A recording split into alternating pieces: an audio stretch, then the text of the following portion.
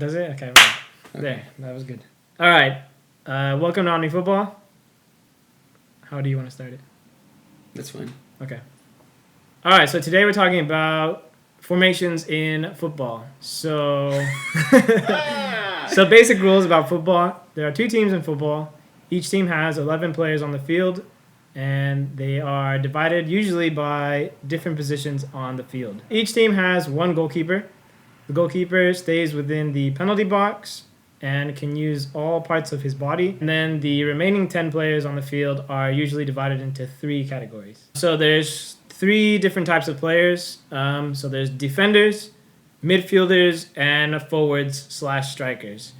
So defenders defend the goal. It's easy. And they're also the first people to start the attack. So if you have a defender that can pass really well or has good vision of the field, they're usually the ones that start the attack from the defensive side to the offensive side. Once you get into the midfield, there's more of liberty to do other things. Essentially what you do is you try to control the game. You look for the passes to make, you look when it's time to press back, you look when it's time to go forward, you look when it's time to start holding in the middle of the park. For the forwards, it's pretty self-explanatory.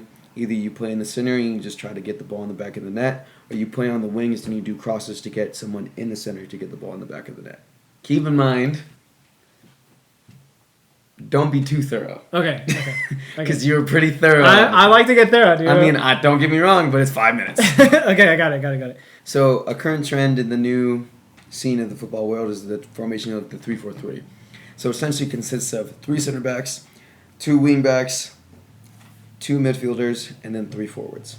You could say 3 defenders, 4 midfielders, and then 3 attackers. So in this type of formation, with the 3 center backs, their job is pretty simple. They just kind of soak up the pressure to and then install a counterattack. The midfield is more focused on somewhat of defense, but also being ready to get the counterattack going. The formation necessarily isn't very solid. It's more of like a free-flowing thing.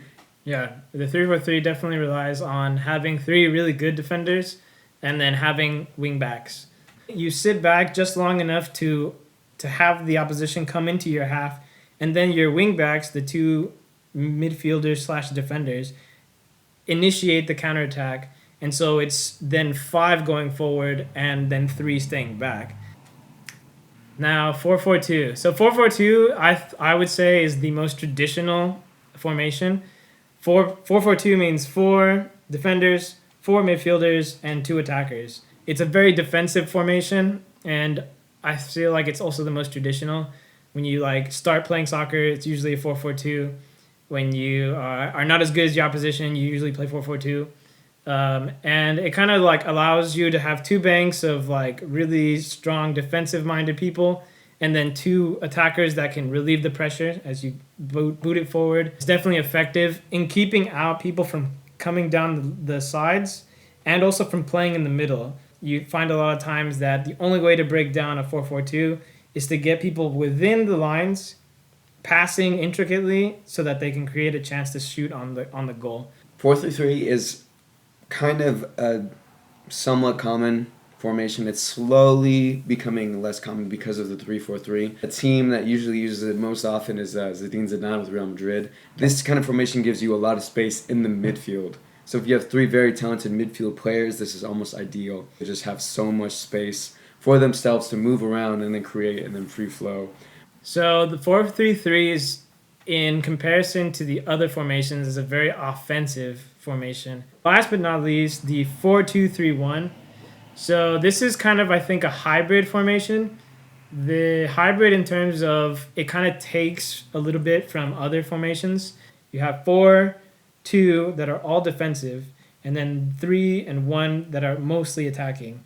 This one gets used off and on, kind of depending on the personnel, but it's kind of fallen out of favor in the last couple of years. If one team is really dominant with one formation, you'll find that the other teams that play that team may not adapt to it the first time, but by the second time they play, they pretty much are all playing the same formation, so it kind of negates each other.